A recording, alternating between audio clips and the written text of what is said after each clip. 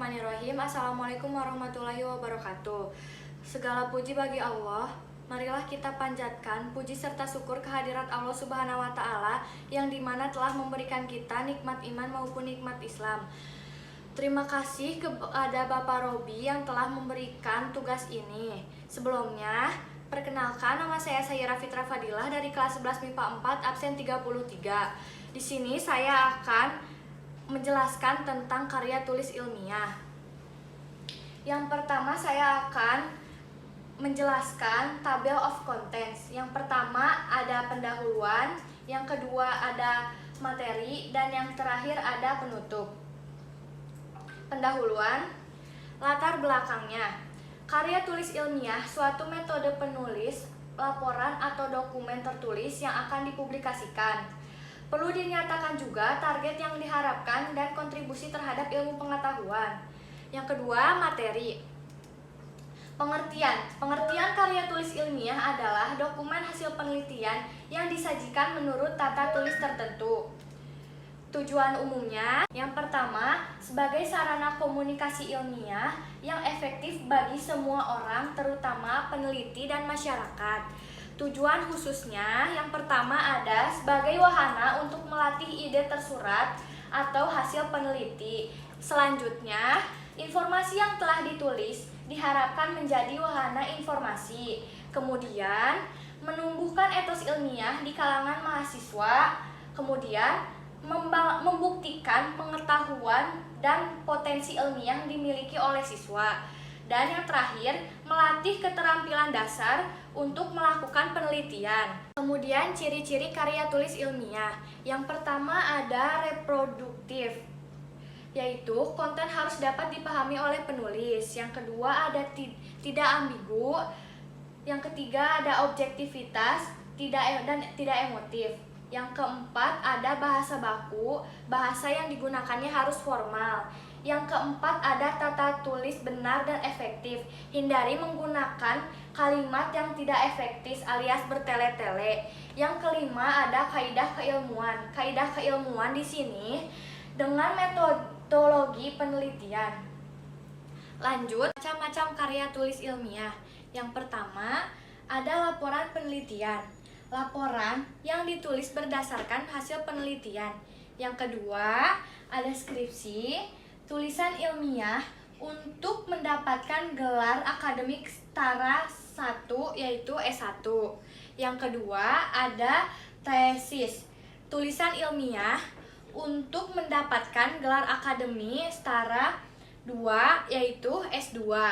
Yang ketiga ada disertasi, yaitu tulisan ilmiah untuk mendapatkan gelar S3.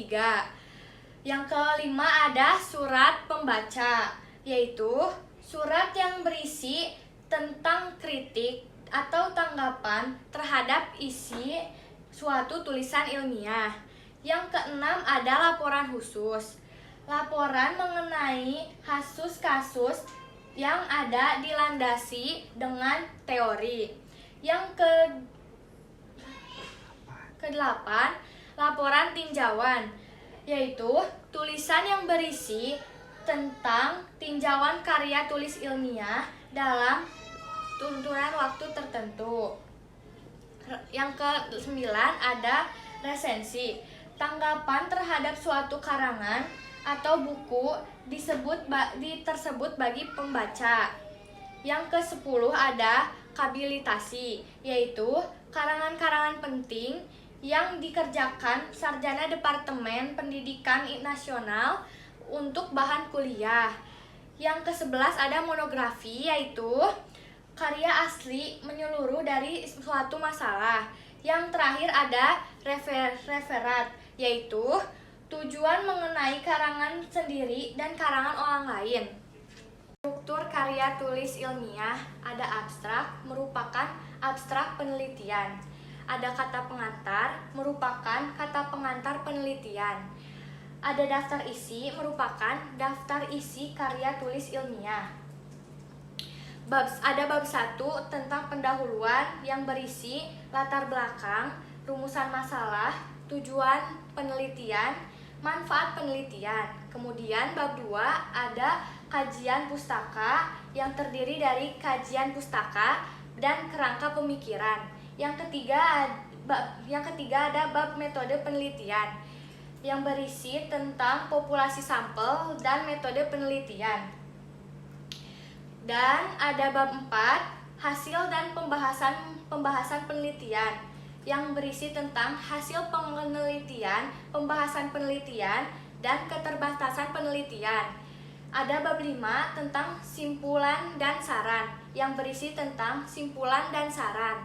Yang terakhir ada daftar pustaka dan lampiran yang berisi tentang daftar pustaka dan lampiran. Yang terakhir ada penutup. Simpulan dari karya tulis ilmiah dapat digunakan sebagai hasil atau laporan dengan tujuan tertentu yang khusus sehingga dapat dimanfaatkan oleh orang yang tidak terlibat dalam kegiatan penulisan tersebut, seperti masyarakat umum, para ilmuwan, dan pemerintah atau lembaga tertentu. Kemudian saran. Yang pertama, perlu dilakukan mengkaji ulang karya tulis sebelum digunakan sebagai referensi suatu informasi. Yang kedua, sebagai referensi untuk penelitian selanjutnya. Yang ketiga, untuk menjadi referensi pendidikan dapat memperhatikan karya tulis ilmiah secara teliti. Terima kasih. Sekian yang dapat saya sampaikan. Mohon maaf bila ada kesalahan kata. Wabillahi taufiq wal hidayah. Wassalamualaikum warahmatullahi wabarakatuh.